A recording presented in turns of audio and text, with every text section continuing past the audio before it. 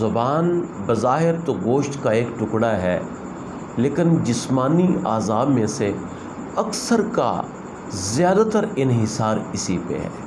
حضور سید کائنات صلی اللہ علیہ وآلہ وسلم کا فرمان مبارک ہے،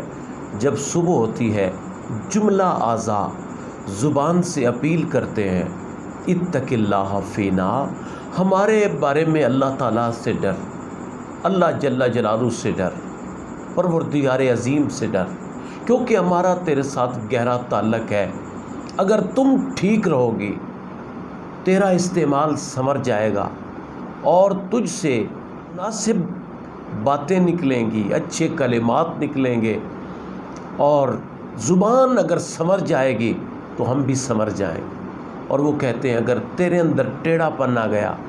ہمارے اندر بھی فساد آ جائے گا۔ اور آقا کریم صلی اللہ تعالیٰ علیہ وآلہ وسلم نے زبان کے کلمات کے اوپر جو نتائج مرتب ہوتے ہیں اس پہ ایک بڑی خوبصورت بات ارشاد فرمائی ہے، بڑی پیاری حدیث پاک ہے۔ آپ صلی اللہ علیہ وآلہ وسلم فرماتے ہیں کہ ایک آدمی ہے اپنی زبان سے ایسا کلمہ نکالتا ہے،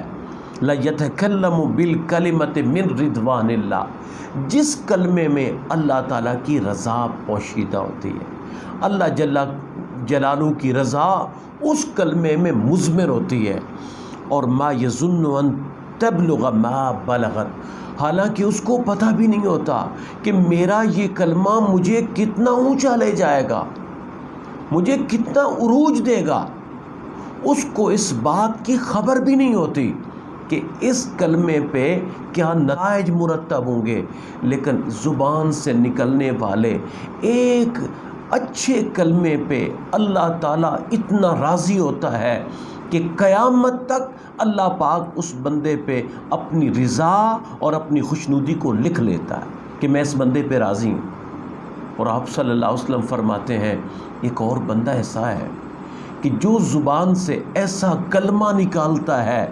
کہ لَيَتَكَلَّمُ بِالْكَلِمَةِ مِنْ سُخْطِ اللَّهِ، کہ جس میں اللہ کی ناراضگی پوشیدہ ہوتی ہے، اور اس کو اس بات کی خبر بھی نہیں ہوتی کہ اس کلمے پہ بھی کیا نتائج مرتب ہوں گے، یہ کلمہ مجھے کتنا نیچے گرائے گا، کتنا زوال اور کتنا مجھے نیچے لے جانے کا سبب بنے گا، زوال پذیر کر دے گا مجھے۔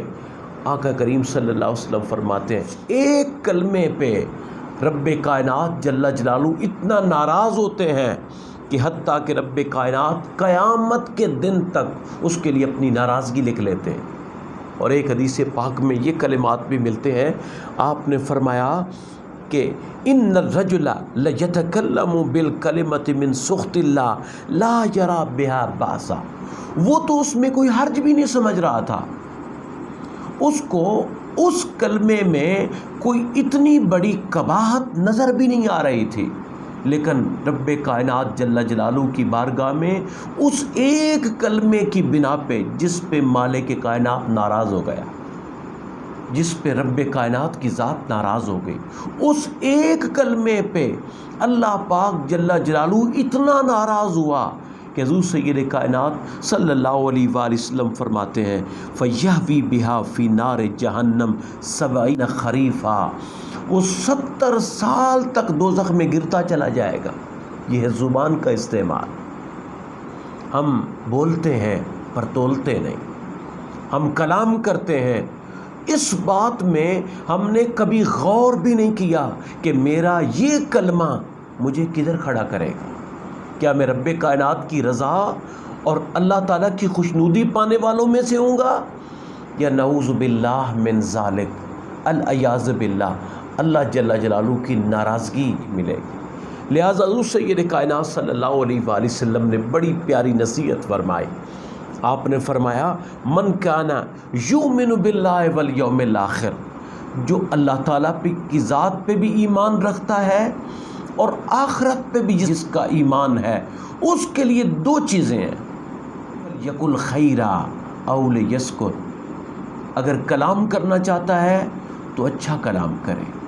اچھی باتیں کرے، کیونکہ آقا کریم صلی اللہ علیہ وسلم نے جب مسلمان کی تعریف بتائی تو آپ نے فرمایا المسلم من سلم المسلمون من لسانہ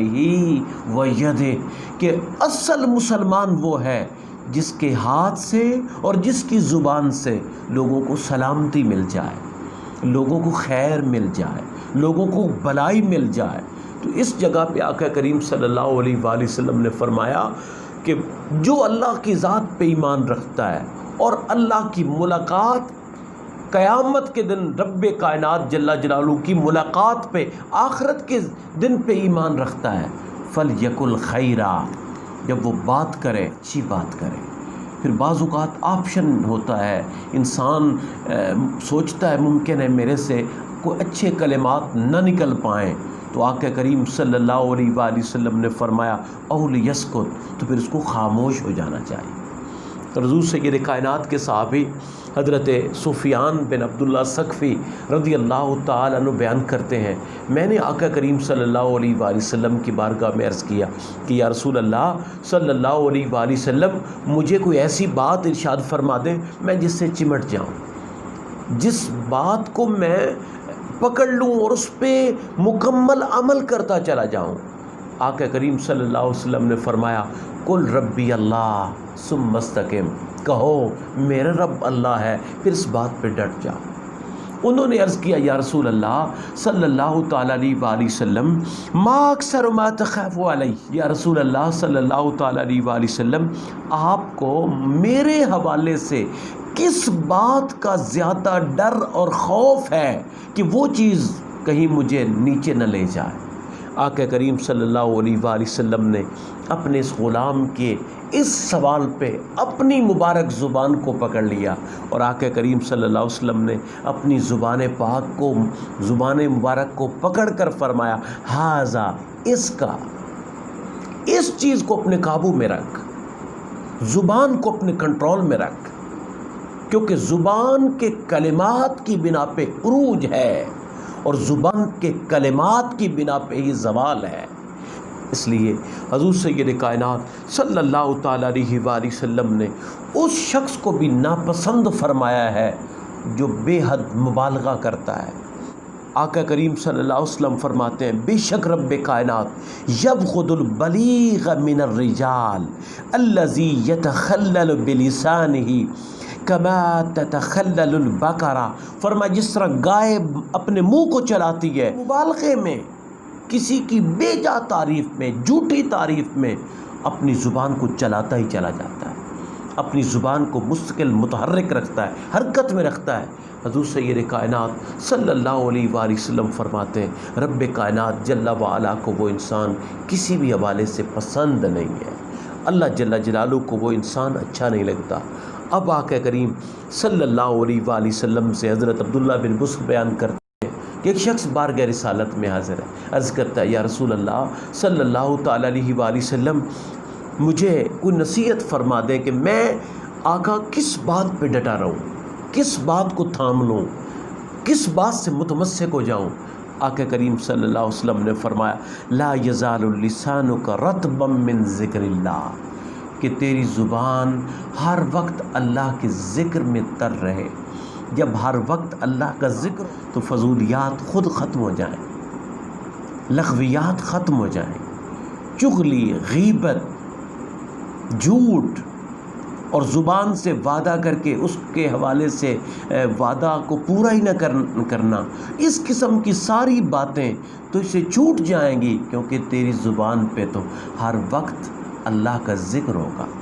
تیری زبان تو ہر وقت یاد کبریا میں لگی رہے گی۔ اور آقا کریم صلی اللہ علیہ وآلہ وسلم کی بڑی خوبصورت دعا ہے، آپ دعا مانگ رہے ہیں اللہم انی اعوذ بک من شر سمعی، اللہم انی اعوذ بک من شر سمعی ومن شر بصری ومن شر لسانی ومن شر قلبی ومن شر منیجی یعنی فرجہ۔ آقا کریم صلی اللہ علیہ وآلہ وسلم نے ان اعضاء کے شر سے اللہ تعالیٰ جل جلالہ کی بارگاہ میں پناہ مانگ کر امت کو اسوہ دی ہے، تعلیم دی ہے کہ میں قوت سماعت کے شر سے، قوت بصارت کے شر سے، اور قوت گویائی زبان کی شر سے، دل کی شر سے، اور حتیٰ کہ اپنی شرمگاہ اور ان چیزوں کی شر سے مولا میں اپنے آپ کو تیری پناہ میں دیتا ہوں۔ تو آقا کریم صلی اللہ تعالیٰ علیہ وآلہ وسلم کا اسوہ بھی یہ ہے، اور حضور سید کائنات صلی اللہ علیہ وآلہ وسلم کی تعلیمات میں بھی یہ بات شامل ہے کہ ہم پہلے تولیں پھر بولیں،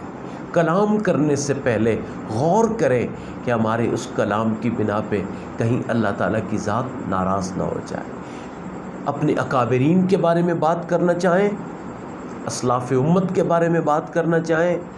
صحابہ کرام کے بارے میں بات کرنا، اہل بیت اطہار کے بارے میں اپنے کمنٹ کرنا چاہیں، تو اس پر بھی ہم اولیاء امت کے بارے میں بات کرنا چاہیں، ایسا کلمہ نہ بولیں کہ ان مقبولان بارگاہ خداوندی کے لیے ایسا کلمہ ہماری زبان سے نکل جائے کہ جو کسی بھی حوالے سے ہمیں زوال پذیر کر دے، اللہ جل جلالہ کی اس میں ناراضگی مضمر ہو۔ تو اللہ تعالیٰ جل جلالہ کی رضا کے کلمات بولنے چاہیے، اللہ تعالیٰ کی خوشنودی کے کلمات بولنے چاہیے۔